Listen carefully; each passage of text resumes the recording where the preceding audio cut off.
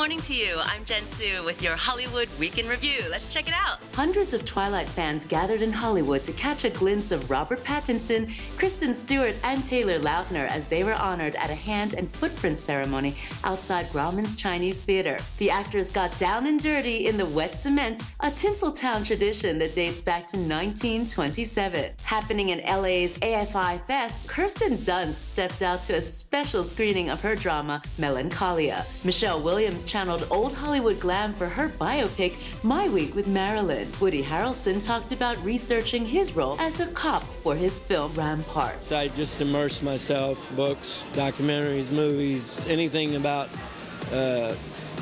being a cop or specifically about LAPD. I went after it. Elsewhere in Tinseltown, Adam Sandler joined co-stars Al Pacino and Katie Holmes for the world premiere of their comedy Jack and Jill. Some major star power turned out to honor Clint Eastwood during the LA County Museum of Art's inaugural Film and Art Gala. In attendance, Jack Black, Olivia Wilde, Amy Adams, Zac Efron, Uma Thurman, Chris Evans, Steve Carell, Evan Rachel Wood, and Leonardo DiCaprio. It is perfectly fitting that we are honoring Clint Eastwood here tonight in an art museum.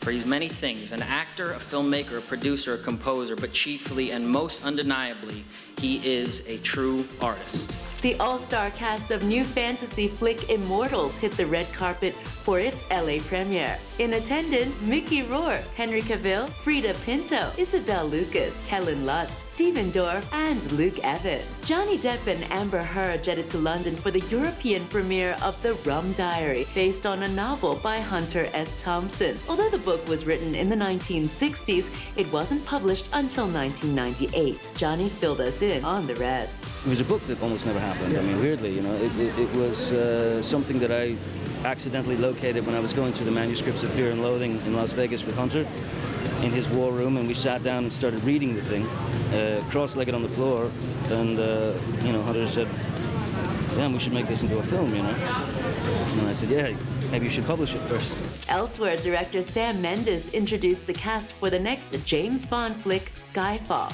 Attending the press conference were stars Daniel Craig, Javier Bardem, Dame Judi Dench, Naomi Harris, and it was Bond girl French actress Bérénice Merlot. I'm just incredibly proud, really, just to be part of this gang of people here who agreed to come and do it, and with their help, we're going to make that happen. Tito and Rebby Jackson premiered a new film about their brother called Michael Jackson, The Life of an Icon. Michael and I go way back to day one.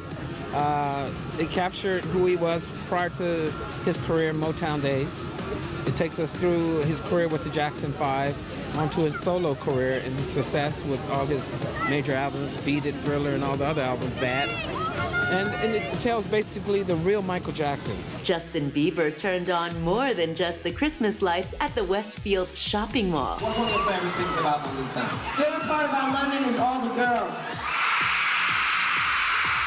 The singer was also there to promote his new Christmas album, Under the Mistletoe, and while there was no mention of his current paternity test situation, he did talk about having kids in the future. Hopefully I'll be able to still be with my family. I mean, hopefully in 20 years I'll have kids and stuff, so I don't know, be with them. And there you have it, your Hollywood Week in Review on SABC3 Expresso. Have a great rest of your week. I'll catch you Friday live in the Expresso studio. See you then. Stay with Expresso and SABC3.